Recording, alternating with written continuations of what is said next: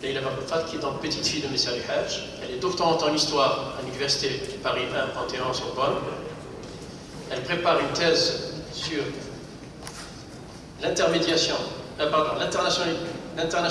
de la question algérienne dans les grandes instances internationales de 1927 à 1962. Et c'est précisément, je pense, l'objet de son intervention aujourd'hui.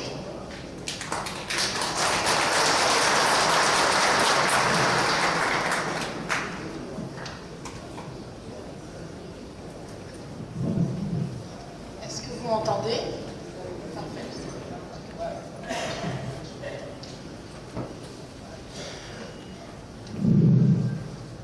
Tout d'abord, je tiens à remercier tous les membres des Collimettes d'avoir pris l'initiative d'organiser ce séminaire de haut niveau international consacré à mon grand-père Messali Haj et de m'avoir invité à y participer. Je suis sincèrement heureuse et émue d'être présente ici aujourd'hui parmi vous tous. Dans ce contexte d'amnésie collective organisée depuis plus de 50 ans, je suis interpellée par la force, la clairvoyance et les qualités de quelques citoyens éclairés et courageux. Cette initiative est la résultante d'une poussée des tréfonds de la société algérienne. Elle contribuera sans aucun doute à ce que le peuple algérien se réapproprie une partie de sa mémoire collective. Mon intervention se fait à double titre, car je suis la petite fille de Messali Haj,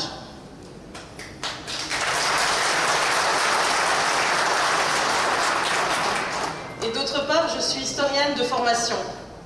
Au cours de ma présentation, je vous ferai part tout d'abord, dans un premier temps, de mon sentiment de citoyenne algérienne, puis dans un second, rationalisation de la question algérienne au cours de la lutte de libération nationale de 1927 à 1962, sujet de ma thèse de doctorat en cours. Avant de vous exposer mon travail, et pour rester dans le sujet du jour, je voudrais vous lire un papier assez ancien de Kamel Daoud, célèbre chroniqueur du quotidien d'Oran, que j'ai retrouvé récemment dans mes archives, dont je suis une fidèle lectrice, et qui n'a rien perdu de sa pertinence. Je l'ai conservé car je le trouve intemporel. Régulièrement, Kamel Daoud sort dans ses billets, en référence la figure de Messali, de sa mise au secret de l'histoire, et s'en sert ainsi comme repère permanent. Donc je vous lis le texte, qui s'intitule « Les mains sales de la nation ». Si l'histoire de ce pays est souvent sans intérêt autre que cérémoniel pour les jeunes générations, c'est que cette histoire ressemble toujours et encore à un vieux livre dont la première moitié est introuvable. On a beau s'accrocher à sa trame, l'on ne comprenne pas d'où viennent les personnages, comment ils sont liés à leur destin et qui les a enfantés une seconde fois hors de leur futilité attendue.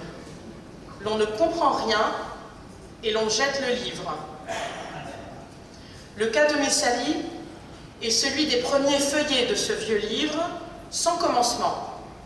On peut certes réparer sa mémoire en baptisant un aéroport, mais tous les Algériens savent que l'on peut rarement acheter une maison avec un dinar symbolique.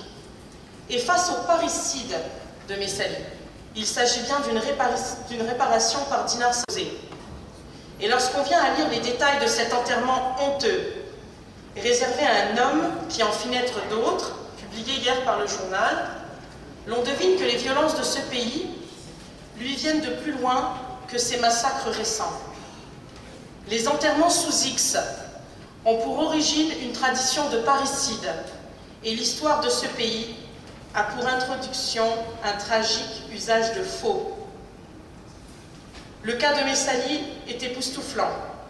Rarement ailleurs, on trouve un destin qui finit dans la paperasse d'un permis d'inhumer, un fondateur qui finit dans une fosse commune et un éclaireur qui finit comme une ampoule grillée. La crise du nationalisme algérien est d'abord une crise de respect pour les siens et une faute de morale envers ses ancêtres.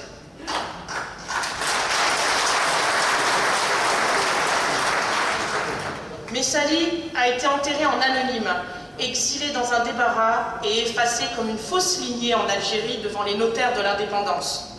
Selon sa fille, même l'honneur d'un drapeau national qu'il a inventé sur son cercueil lui a été négocié. le chroniqueur fait partie de cette jeune génération qui a découvert cette infamie collective comme l'on découvre une fausse paternité. Il en a acquis le sentiment de la tromperie, l'intuition d'une faute nationale et la certitude que le pays lui a menti sur son extrait de naissance. Messali n'est donc pas un vieux débat, ni un procès d'archives, ni un cadavre récupérable. C'est une histoire de morale qu'il faut bien affronter un jour ou l'autre. C'est un affreux crime qui nous donne tous ce teint cireux de la culpabilité et ce don étrange de la violence contre soi, qui autrement ne s'explique pas. Si la réconciliation a été valable pour l'AIS, que dire alors pour un homme qui a dessiné le drapeau de ce pays? Merci Kamel Daoud.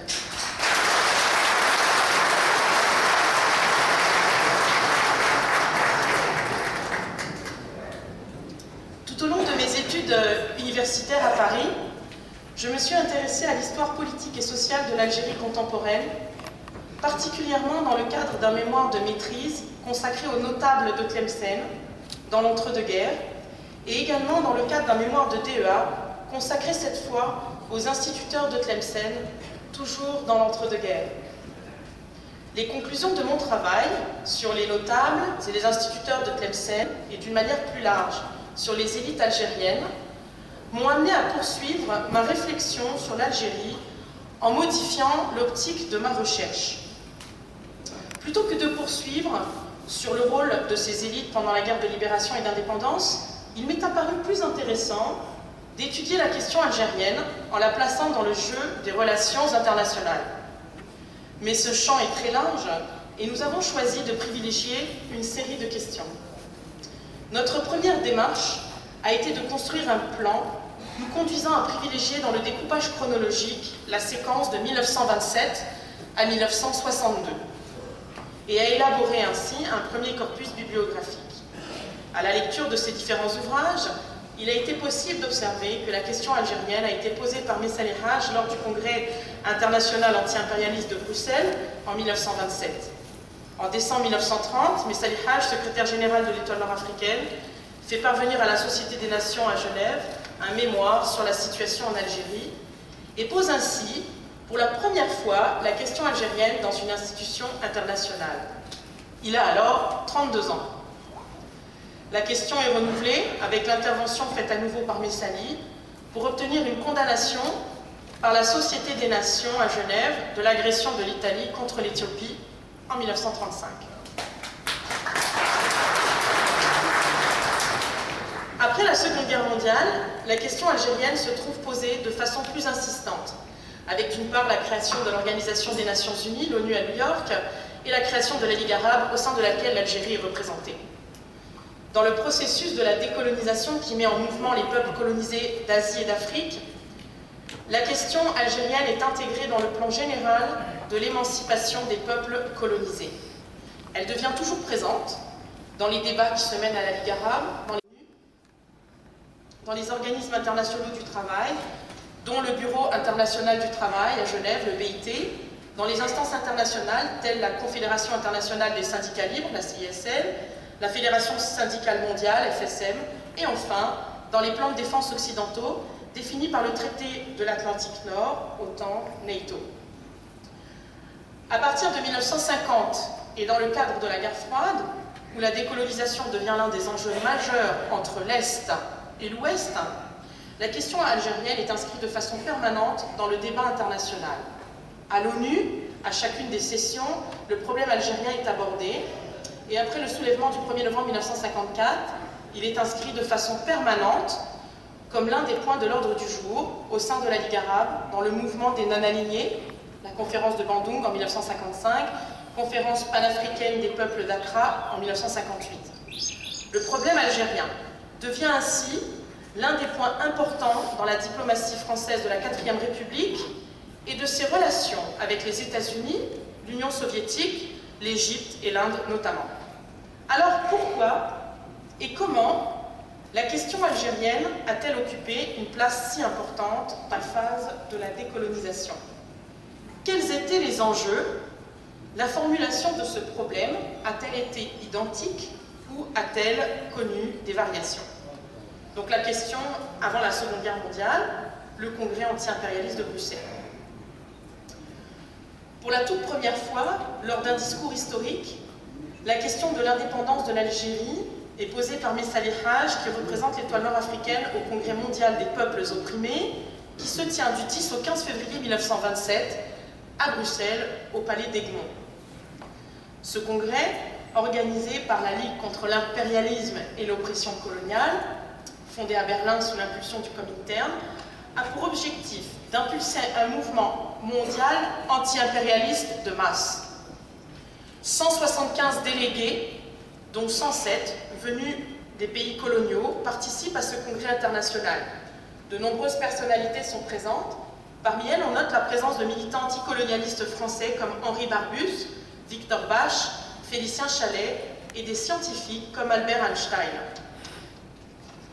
Chekib Arsalan représente le comité syro-palestinien, le Pandit Nehru, figure de proue de la lutte pour l'indépendance de l'Inde, Lamine Senghor pour le Sénégal, Mohamed Atta pour l'Indonésie, Ho Chi Minh pour l'Indochine sont également présents.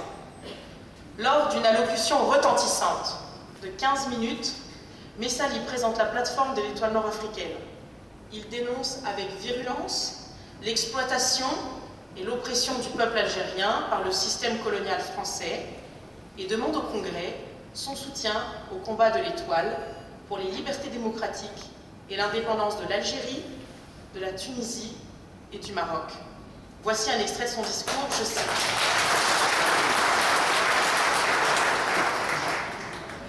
Donc je cite Messali. « Bien loin d'apporter à ce pays l'aide qu'il aurait pu utiliser pour se développer, l'impérialisme français a joint à l'expropriation et à l'exploitation la domination politique la plus réactionnaire, privant les indigènes de toute liberté de condition, d'organisation, de tous les droits politiques et législatifs, ou bien n'accordant des droits qu'à une petite minorité d'indigènes corrompus. C'est contre cette politique coloniale, contre cette oppression, que les populations laborieuses d'Afrique du Nord ont mené et mènent encore une action permanente par tous les moyens dont elles disposent, pour atteindre l'objectif qui renferme leurs aspirations de l'heure présente, l'indépendance nationale. » Fin de citation.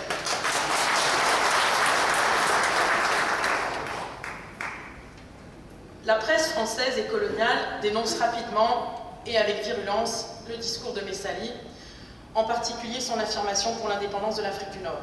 Dès son retour à Paris, Messali rédige un compte-rendu des travaux du Congrès de Bruxelles à l'attention des militants et insiste sur l'importance stratégique de la participation de l'étoile nord-africaine au sein même de son comité exécutif, aux côtés du Pandit Nehru, de Lamine Senghor et de Mohamed Atta. Durant l'entre-deux-guerres, notamment autour des fêtes du centenaire et de l'affirmation par le pouvoir colonial que l'Algérie est française, on assiste à un durcissement de la situation. En réaction, Messali Haj, au nom de l'étoile nord-africaine, envoie un premier mémoire à la Société des Nations, la SDN, à Genève, qui conteste l'affirmation de la France que l'Algérie est un département français. La question est ainsi posée pour la première fois dans une instance internationale.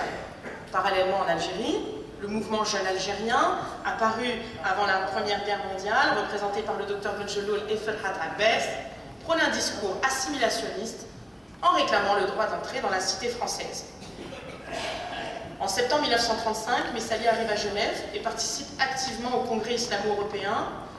Il y rencontre l'émir Chekib Arsalan, d'origine druze du Liban, et fervent défenseur de la cause arabe.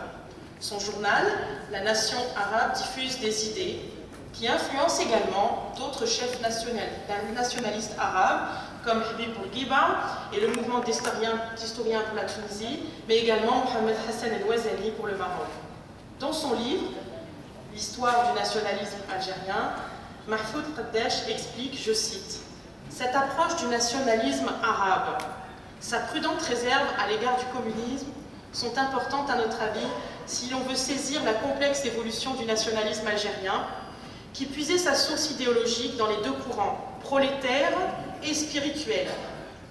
Les travailleurs immigrés, formés au dur combat de la réalité ouvrière, restaient sensibles au message qui venait de ce qui représentait leur passé et leur attachement à la civilisation arabo-islamique. Ce qui évoquait Damas, Bagdad et Le Caire restaient pour eux sacrés. On le verra plus concrètement lorsque Chekib Arsalan, guide du nationalisme arabe, accueillera à Genève Messali et prendra fait et cause pour l'étoile nord-africaine.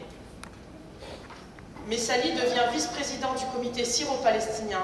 Il s'agit là de la première intervention d'un Algérien dans un débat international. Ainsi, Messali connecte le problème algérien au problème syrien et intègre la question syrienne dans une stratégie qui s'inscrit dans la continuité des thèmes clés du Congrès anti-impérialiste de Bruxelles de 1927, à savoir principalement le combat des peuples colonisés contre l'impérialisme des puissances coloniales. En Allemagne, on assiste à la montée du nazisme et en Italie à celle du fascisme. Hitler et Mussolini sont au pouvoir. Dès lors, on observe une remise en question du monopole et du contrôle de la France et de la Grande-Bretagne sur l'Afrique du Nord et le Proche-Orient. En 1935, au moment de l'agression de l'Éthiopie par l'Italie, Messali intervient de nouveau à la Société des Nations en septembre et attend que cette dernière joue son rôle. Attente déçue, car finalement la Société des Nations n'intervient pas et Messali perd ses illusions sur cette institution. En 1936, la guerre d'Espagne éclate et dès la formation du Frente Popular, l'étoile nord-africaine lui apporte son soutien en se prononçant contre la politique de non-intervention et envoie en signe de solidarité un soutien financier symbolique aux républicains espagnols. Des militants étoilistes s'engagent dans les brigades internationales pour combattre le franquisme. Le 31 juillet 1936, l'étoile organise à la Mutualité à Paris un meeting de soutien devant 6000 participants. Un ordre du jour est adopté. Je vous en lis un extrait. Je cite, « Il salue fraternellement le vaillant peuple espagnol qui lutte pour sa liberté contre les fascistes ennemis du peuple, envoie leur salut fraternel à leurs frères musulmans du Maroc qui souffrent sous la botte du fascisme et les invite à se mettre du côté des républicains du Front populaire d'Espagne. Vive le Front populaire d'Espagne, vive la liberté !» Après, donc Messali à la recherche d'un mouvement anticolonial international dans la continuité de Bruxelles. Après la dissolution de l'étoile nord-africaine par le gouvernement du Front populaire, le Parti du peuple algérien poursuit sans relâche sa stratégie d'internationalisation de la question algérienne et tisse des liens étroits avec la gauche socialiste et révolutionnaire, notamment avec Jean Rousse, Marceau Pivert et Daniel Guérin. Ces différents mouvements s'inscrivent dans l'extrême gauche française, de tradition prolétarienne, révolutionnaire et anti-stalinienne. Messali et ses partisans partagent leurs analyses sur le fascisme, l'impérialisme, le stalinisme et les procès de Moscou. Lors de la conférence internationale des organisations socialistes de gauche de Paris, qui se déroule du 19 au 24 février 1938, la fédération parisienne du PPA est représentée aux côtés de l'école émancipée, de la gauche révolutionnaire, du mouvement Que faire. De facto, la participation du PPA démontre clairement que Messali s'inscrit sur des positions internationalistes. La Seconde Guerre mondiale éclate en 1939. Après la débâcle en France, se met rapidement en place le régime collaborationniste de Vichy, soit l'avènement de l'État français du maréchal Pétain. Messali, alors incarcéré à Alger à la prison de Barberousse, reçoit des propositions de collaboration du maréchal Pétain via les services français par l'intermédiaire de son avocat, Maître Boumengel, qu'il refuse en bloc tout en le récusant. Certains activistes du PPA ont des tentations fascistes et nazies. En effet, en se rapprochant des forces de l'Axe, ils pensent combattre la France et son colonialisme. Il s'agit de la fondation du Carnat. Ils seront exclus du parti par Messali et la direction du PPA. Messali refuse la collaboration avec Vichy et en réponse, il est condamné à 16 ans de travaux forcés et à la confiscation de tous ses biens et déporté au bagne de Lambèze.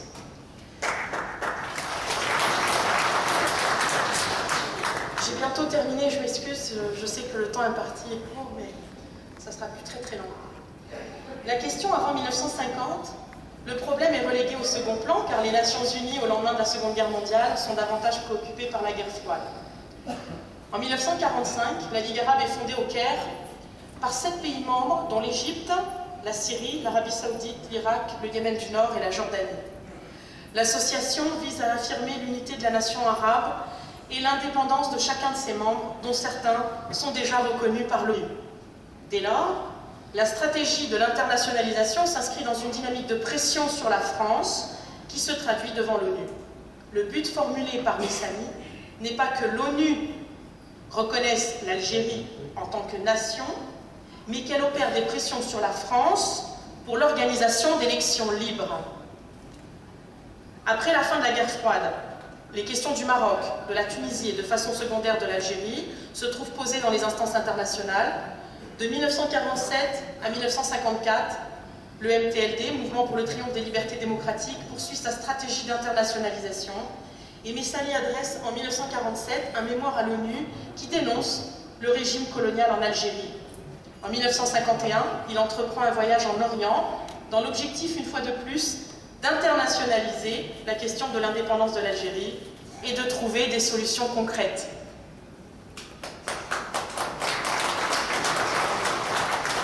Après avoir effectué pour la première fois son pèlerinage à la Mecque, il rencontre le roi Ibn Saoud d'Arabie. Au Caire, il s'entretient avec les dirigeants du Wafd et de la Ligue arabe.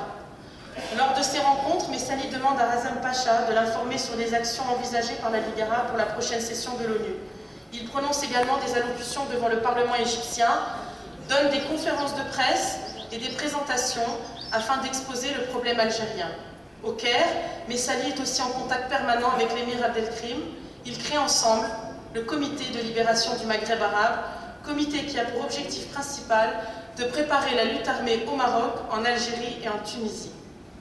Messali Haj, dès ce moment, est convaincu que la lutte armée s'impose dans la mesure où, conjointement, sont menées des actions diplomatiques à l'ONU.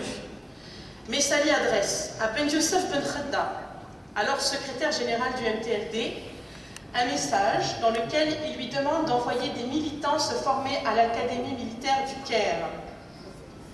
En novembre 1951, Messali est de retour en France et s'installe à l'hôtel du Parc à Chantilly afin de préparer la 6e session de l'ONU avec les délégations des pays arabes. Il s'entretient avec les représentants de l'Istiklal marocain. Il rencontre à plusieurs reprises Habib Bourguiba et Bahri Ledrem. Plusieurs questions sont abordées. Les relations avec la Ligue arabe au Caire, la rencontre de Messali avec l'émir Abdelkrim. Le 18 janvier 1952, Messali préside une réunion de dirigeants nationalistes nord-africains et offre à cette occasion, à l'hôtel du Parc, un grand banquet aux délégués présents. Dès lors, Messali apparaît comme l'une des figures majeures et incontournables du mouvement des peuples colonisés et qui se prépare à l'épreuve de force à venir en Afrique du Nord. Il charge Abdullah Filali d'accompagner Hossein Ait Ahmed à Genève, d'où il rejoindra le Caire pour soutenir l'action de Mohamed Haider et de Chadli Mekki. Hossein Ait Ahmed déclare alors, je cite Hossein Ait Ahmed, que Messali est le seul homme capable, par son charisme et sa stature, de cristalliser l'unité nationale et de faire respecter l'Algérie à l'extérieur. Fin de citation.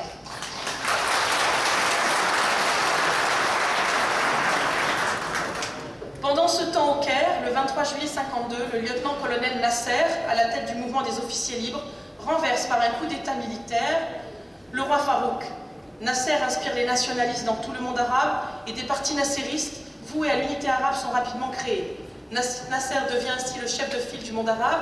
Il représente alors une nouvelle ère au Moyen-Orient.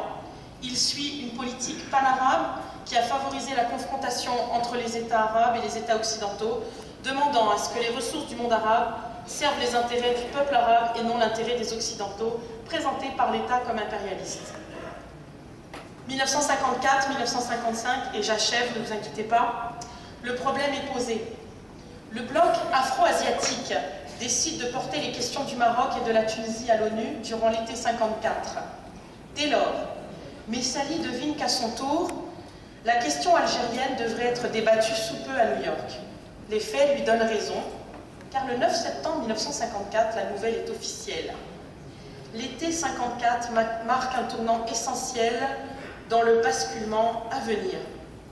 Au moment où le MTLD s'oriente vers la lutte armée en Algérie, Nasser utilise la crise interne au sein du mouvement national pour court-circuiter ce que le MTLD et Messali préparaient pour janvier 55, soit l'insurrection armée, afin de se tailler un destin hégémonique sur le Maghreb dans le cadre de sa politique panarabiste et faire du Maroc, de la Tunisie et de l'Algérie des provinces de la nation arabe. Ainsi Nasser s'associe aux représentants dissidents du MTLD au Caire, Ahmed Ben Bella, Mohamed Khayder et Hossein Ait Ahmed. Sur ordre de cette délégation, les représentants messalistes présents, tels Ahmed Mezrana, sont arrêtés et resteront incarcérés jusqu'à l'indépendance de l'Algérie. Mohamed Khayder, dans un article à Jeune Afrique, déclare au mois d'août 1962, je cite, « Le Caire devenait notre capitale, et c'est du Caire, et non pas d'Alger ou de Paris, que le monde a appris le déclenchement de la révolution algérienne dès le 2 novembre 1954. C'est là au Caire que tout se nouait et se dénouait. » Fin de citation. Dans son livre Témoignage, Feth Dib, ancien directeur des services de renseignement égyptiens, Abdel Nasser et la révolution algérienne, affirme que le FLN au Caire n'était qu'un instrument de la politique arabe de Nasser. La conférence de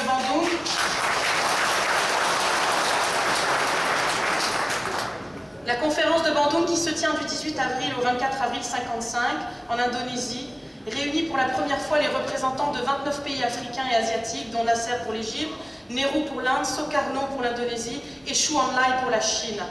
Cette conférence marque l'entrée sur la scène internationale des pays du tiers-monde. Mais ça lui charge Chadli Mukki de remettre à Nehru un message de sa part qui sera lu au cours de la conférence et fortement applaudi. La France en accusation. Après la crise de Suez et de Budapest, le MNA, le Mouvement national algérien, continue à défendre ses positions dans tous les cadres internationaux où la question de l'Algérie est à l'ordre du jour, à l'ONU, dans les conférences du groupe afro-asiatique, à l'international socialiste, à la CSL, excusez-moi. Moulay Merbach et Abed Bouhafa, ils multiplient leurs interventions sans relâche à Londres, Bruxelles, Rome, Washington. Quant au FLN, soutenu par la Ligue arabe, l'URSS, les États-Unis après Suez et les pays non alignés disposent de moyens considérables pour faire entendre leur voix. Le 3 février 1957, la question algérienne est débattue à l'ONU. À cette occasion, Christian Pineau, ministre des Affaires étrangères de la France, prononce un discours dans lequel il établit un bilan des forces en présence et ce qui les distingue. Je cite Christian Pineau. « Le FLN lié au Caire, dont l'influence croît au détriment du MNA, mais le FLN est loin de constituer, comme il le prétend, le seul élément représentatif du peuple algérien. Et le MNA, qui apparaît à notre avis plus réaliste et plus indépendant, ce qui ne signifie pas que ses revendications sont moins vives. Le MNA réclame la liberté du peuple à disposer de lui-même et préconise la réunion d'une constituante et des élections libres sous contrôle international. » Fin de citation. 11 jours plus tard, l'Assemblée générale des Nations Unies vote à l'unanimité une résolution de conciliation en appelant de ses vœux qu'une solution pacifique, démocratique et juste sera trouvée par des moyens appropriés, conformément aux principes de la Charte des Nations Unies. Je conclus bientôt.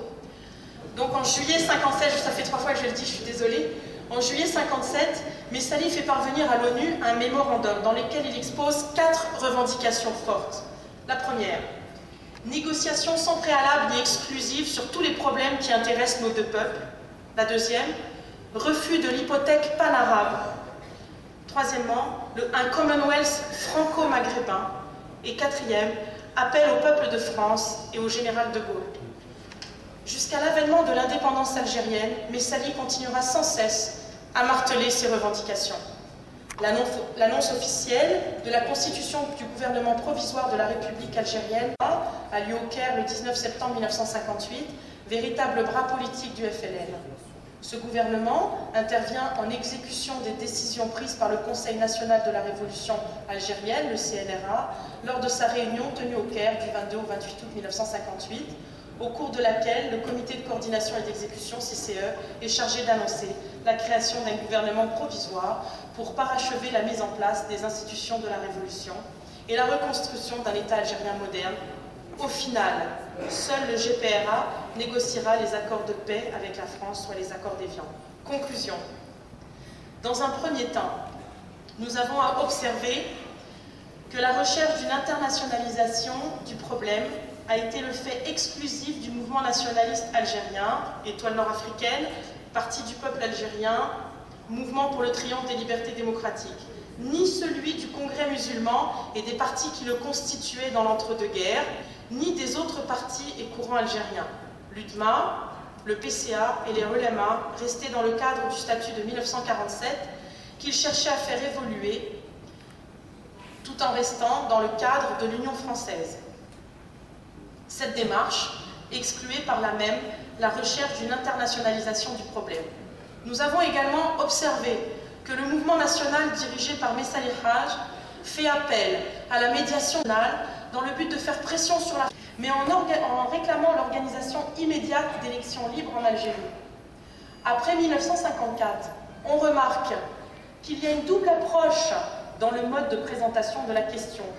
Pour le MNA, il y a une continuité de la démarche antérieure, à savoir que la demande de l'internationalisation est liée à l'arrêt des hostilités en Algérie et à une solution permettant au peuple algérien d'exprimer par la voie d'élections libres ses aspirations à constituer une nation souveraine. La démarche est complètement différente pour le FLN.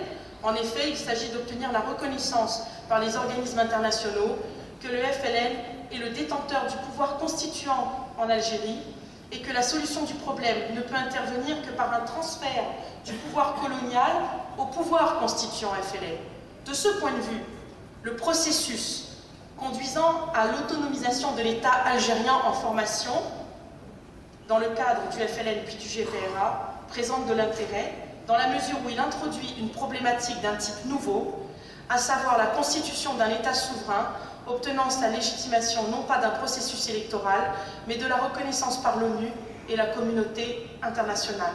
Je vous remercie de votre attention.